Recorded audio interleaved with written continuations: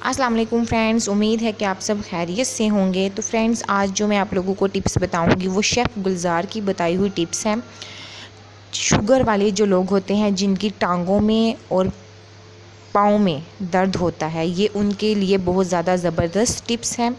किस तरह इस्तेमाल करनी है और क्या क्या चीज़ें लेनी हैं ये आप लोगों को बताऊंगी।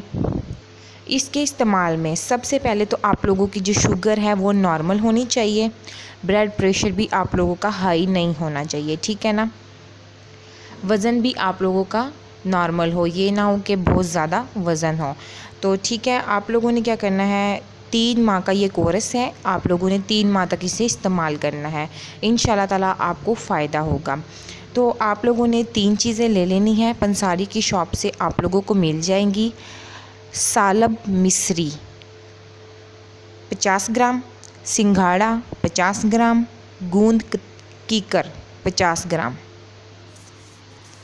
इन तीनों चीज़ों को लाकर आप लोगों ने अच्छे तरीके से साफ़ करके खुद घर में पाउडर बना लेना है।